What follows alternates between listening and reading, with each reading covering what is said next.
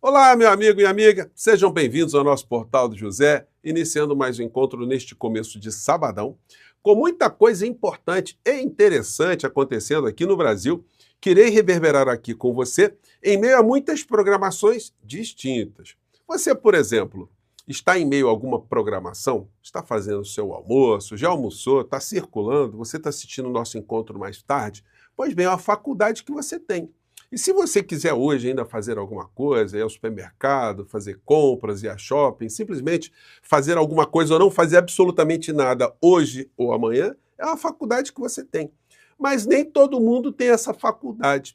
Algumas criaturas estão trancafiadas dentro de casa por uma ordem judicial, com uma tornozeleira eletrônica. E este é apenas o primeiro passo, porque a prisão definitiva para algumas dessas criaturas está se aproximando cada dia mais. Bom, eu vou conversar com vocês sobre os últimos acontecimentos, porque eles estão deixando muitas criaturas super desesperadas. Mas antes de mais nada, é fundamental convidar você que chegou agora no nosso portal para se inscrever aqui conosco, conhecer também os nossos outros vídeos, participar aqui das nossas atividades.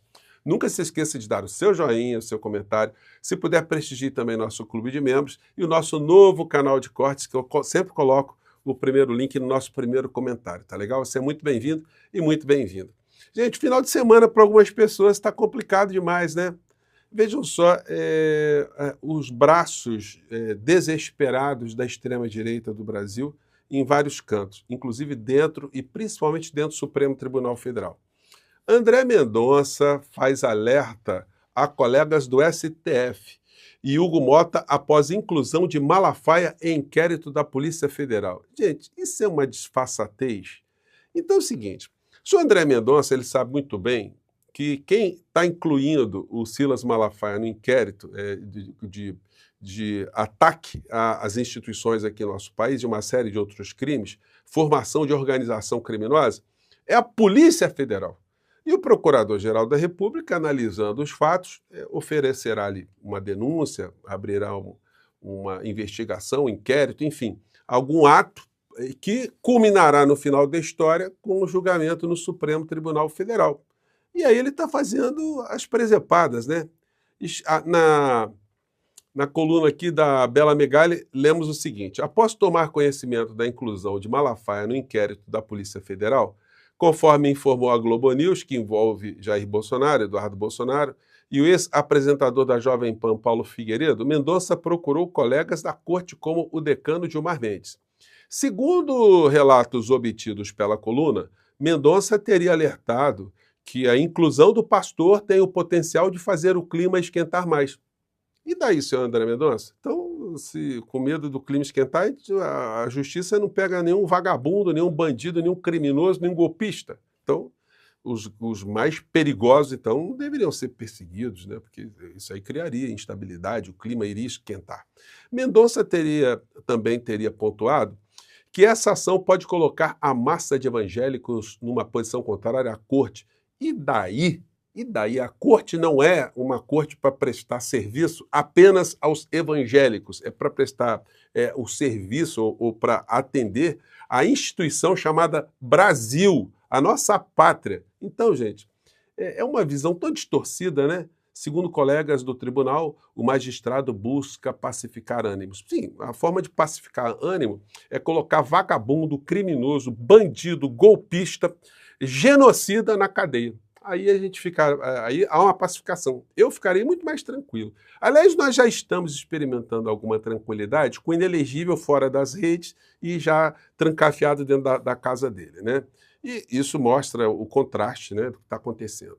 Enquanto ele está ali guardadinho, outras pessoas estão pulando que nem pipoca, como o Sr. Silas Malafaia. E o Sr. Silas Malafaia, ele está numa linha tão aberta de confronto ao Supremo Tribunal Federal, que prevendo que ele fará uma manifestação no dia 7 de setembro, até lá, se ele continuar nesse ritmo, é provável que ele também ganhe uma prisão preventiva também, ou uma cautelar, que ele seja guardado também dentro de um templo, dentro de uma casa qualquer, ou tem apenas a tornozeleira eletrônica. No caso dele, né, seria interessante uma tornozeleira eletrônica ungida lá em Israel, para ele não ficar mais deprimido, né? Ele ficaria ali com uma tornozeleira do Senhor, né? Não tem como a gente não deixar, a gente não fazer brincadeira com essa gente tão descarada, essa gente tão perturbadora, né, da nossa sanidade. No Supremo Tribunal Federal, há também uma figura que tem se despontado ali com um aliado do bolsonarismo, que é o ministro Fux. Hoje eu estava lendo a coluna do Reinaldo Azevedo, muito interessante, e ele criticando, do ponto de vista jurídico, as decisões do ministro Fux, que são absolutamente imprestáveis do ponto de vista acadêmico, porque elas contrariam qualquer princípio jurídico. O ministro, eu já comentei isso aqui com vocês, ele disse que não caberia medida cautelar contra o Bolsonaro porque o Supremo Tribunal Federal não se deixa coagir. E eu comentei com vocês, mas o crime de coação, ele não necessita que haja um resultado. Ele necessita apenas que haja o ato comprovado. E o ato comprovado de tentar coagir o Supremo Tribunal Federal já está materializado. Reinaldo Azevedo, na coluna dele, ele colocou: a propósito, dizer que não há coação porque os juízes não se deixam coagir é operação mental parecida com a que fazem os que negam genocídio em Gaza, porque afinal ainda restam palestinos vivos, né? Então, porque o genocídio seria exterminar todo mundo, né? Então, o fato de estar exterminando, aos poucos, não representa um crime contra a humanidade. Então, o raciocínio é esse, né? O que mostra a degradação intelectual que o bolsonarismo trouxe para vários setores da sociedade, principalmente no meio jurídico, né? Sem falar no meio da medicina e de todos os outros meios que nós temos no nosso país, né? E aí, isso acende alguns alertas para todos nós que estamos combatendo essa gente. O jornal Estado de São Paulo fez o seguinte editorial hoje: Tarcísio está certo. Ele resumiu bem: o Brasil não aguenta mais o Lula. Então eles estão dando reverberação a uma fala de Tarcísio, um bolsonarista raiz que surgiu do nada para virar governador de São Paulo, fiel a Bolsonaro. Então agora o Estado de São Paulo está prestando reverência a essa criatura. O Brasil não aguenta mais o Lula e desbancá-lo é condição para superar o atraso, mas os candidatos à direita devem saber que o Brasil também não aguenta mais Bolsonaro. Só que o jornalão aqui, ele faz uma campanha assim, muito vigorosa para o Tarcísio de Freitas e para a direita de uma maneira geral. Tem um momento aqui, gente, que eu peguei aqui, olha, esse pedaço aqui. Em dado momento o editorial diz: é a expressão condensada de um esgotamento histórico, comprovado por dados e pelo cotidiano. Então o jornal está dizendo, isso para fazer crítica ao governo Lula, que os dados são muito ruins. Não se trata de mera retórica eleitoral. O sentimento popular, traduzido em índices de rejeição, ecoa uma realidade objetiva. O modelo lulopetista é fiscalmente insustentável. Então, assim, para ser sustentável, tem que fazer como Milei na Argentina. Mata o povo, aí sobra bastante dinheiro, aí fiscal, fica legal, né? Sobra dinheiro para os grupos dos amigos dos donos do Estado de São Paulo, né? O rentismo, o financismo. Aí vem: o modelo lulopetista é fiscalmente insustentável, economicamente estagnante, institucionalmente corrosivo e diplomaticamente anacrônico. Uma subjetividade muito grande e um mau-caratismo à la Trump, né? Porque diz que o que nós estamos vendo no Brasil hoje é uma economia estagnante. Quando você olha o que está acontecendo, a gente vê isso aqui, ó. Brasil tem a 5ª maior alta do PIB no mundo no primeiro trimestre de 2025. Veja ranking.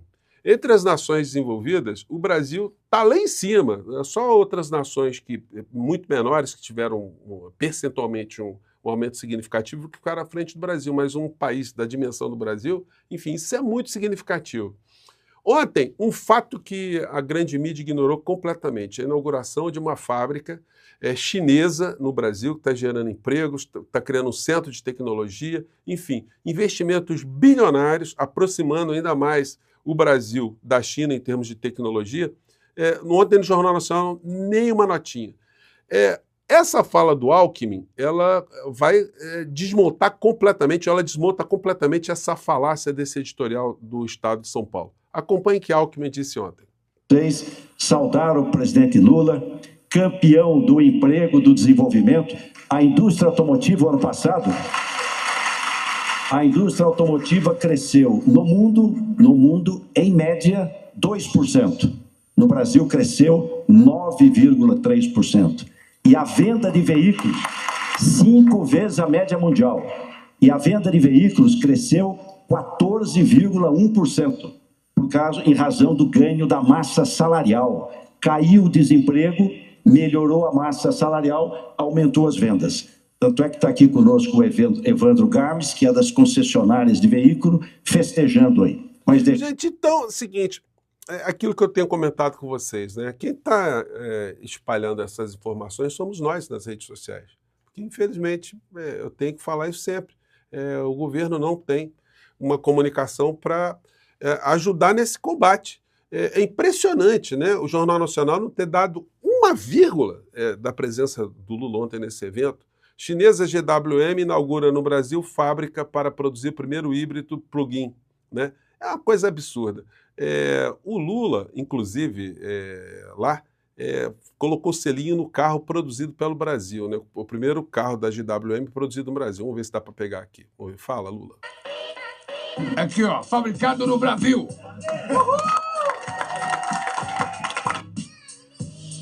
E nenhuma nota no telejornal. É uma coisa para, pelo menos, ser mencionada, gente. Aí, ó. Ô, gente, vai até o final. E o Lula abraçando os empregados lá, né? Os trabalhadores, né? Enfim, gente, então, olha, não é moleza, não. O enfrentamento, gente, ele tem que ser um enfrentamento aí de peito aberto, né? Tem outras coisas que eu quero comentar com vocês, que vou comentar com vocês mais tarde, mas eu não posso deixar de comentar isso aqui.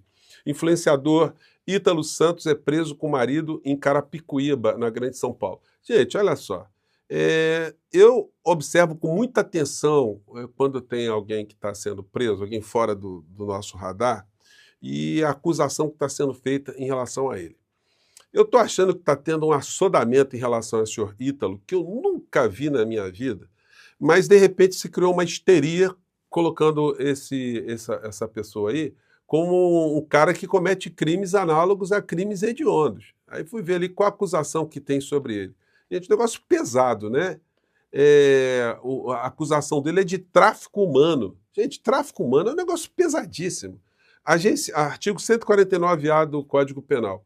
Agenciar, aliciar, recrutar, transportar, transferir, comprar, alojar ou acolher pessoa mediante grave ameaça, violência, coação, fraude ou abuso com a finalidade de remover órgãos. Gente, é barra pesada, olha o que estão colocando o cara. Remover órgãos, submetê-la a trabalho em condições a escravo, submetê-la a qualquer tipo de servidão, adoção ilegal, exploração sexual. E aí, gente, eu acho que estão forçando muito a barra, colocando os vídeos dele, que bota dancinha com adolescentes, com autorização dos pais, não é? É bom que se frise isso. E isso ressalta uma coisa que já acontece no Brasil há muito tempo, a exploração de crianças pelos próprios pais. E aí tem que ter uma legislação específica em relação a isso. Agora, fazer o que está se fazendo com esse rapaz que eu não conheço, esse tal Ítalo, enfim, é um negócio muito, muito desproporcional. Por exemplo, foi tirado do ar esse pastor mirim aqui. Isso aqui, eu gente... Eu filtro o teu sangue... E eu curo a leucemia. Of the king, the power, the man, the best. Sim, seguinte, o Conselho Tutelar, enfim, tirou esse moleque do ar aí, porque é uma clara exploração dos adultos economicamente em relação ao menino, que incorpora um pastor, né, e fica ali fazendo as suas pregações. A gente já viu no nosso país, mas milhares de programas que têm crianças mirins, criança mirim é ótimo, né? Crianças em concursos mirins, de cantores, de atores, de todo tipo de atividade. Para isso, gente, existe o Estatuto da Criança e do Adolescente aqui no Brasil, para proteger essas crianças. Existe o Conselho Tutelar. Agora, se fazer uma histeria em cima de um acontecimento. Eu vi várias cenas do tal Ítalo dançando com adolescente, com criança ali. Sinceramente, gente, a gente pode não concordar moralmente com alguns aspectos, mas a legislação não transforma esse indivíduo aí num cara que está cometendo crime hediondo.